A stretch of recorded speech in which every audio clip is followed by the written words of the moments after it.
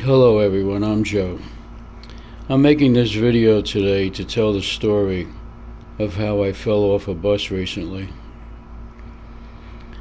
It was about 3 weeks ago or so, and I'm taking the bus to go to Walmart to go shopping. And two young people got on the bus along the way with a shopping cart. And we've been using the back door of the bus only during this health crisis. And they parked themselves right in front of the side door, blocking people from coming in and out. So the driver asked them not to block the door. And they said, "We got you." And a guy went to get off the bus along the way, and he had to climb over it. And the driver once again said, "I asked you not to block the door." And they said, "We got it." Okay. So now we approach my stop. Now I have a cooler, and it's a roll along. So now I'm going to get out of the bus, and in all fairness, they do try to move, but the shopping cart blocks most of the way out. Okay, so not to create any drama, I squeeze my way around, what have you, and I finally get past the shopping cart. They could have moved it very easily, but apparently they just didn't want to. Okay.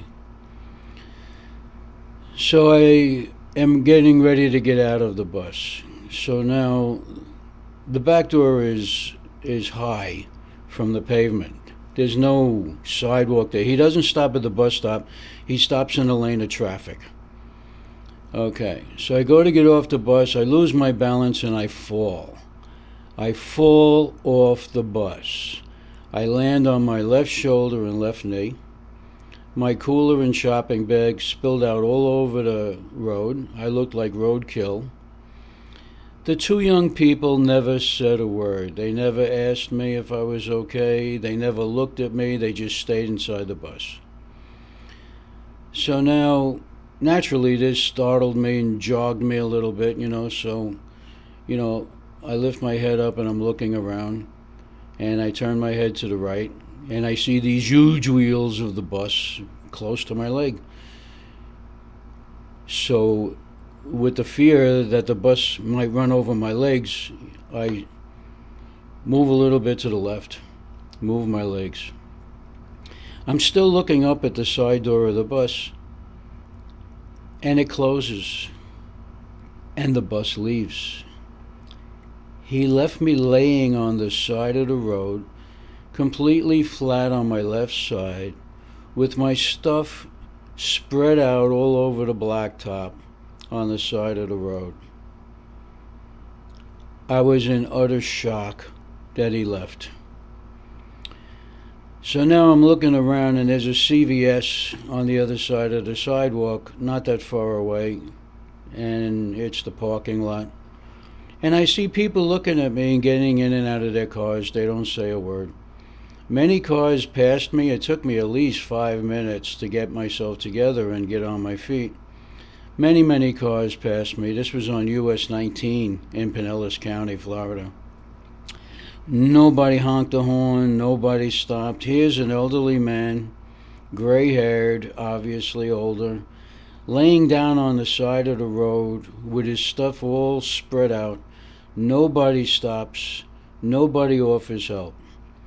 The thing that occurs to me is, in today's world, everybody says, "Hey man, you alright? Hey man, you okay?" And when I wasn't okay, obviously, nobody stopped to help.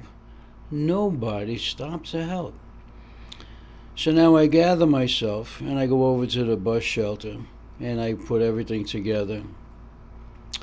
I walk across the street, cross at the crosswalk. I go to Walmart. I call Morgan & Morgan.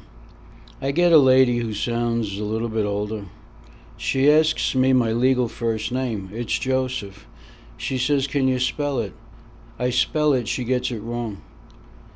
She says, "Could you spell it again?" I spell it again. She gets it wrong again. I says, "Ma'am, You want to handle my personal injury lawsuit? And twice I spelled my first name and twice you got it wrong. I says, no thanks, I'll find another lawyer. Then I call up the sheriff and I tell him all about what happened. I want to report that this driver left the scene of an accident. She knows I hurt myself, so she calls the medics, tells me to go see the medics at the front door of Walmart. I says, I'm not asking for any medical treatment. I'm not asking for the medics. Oh, just go meet them. They'll check you out. Please go. They're already there.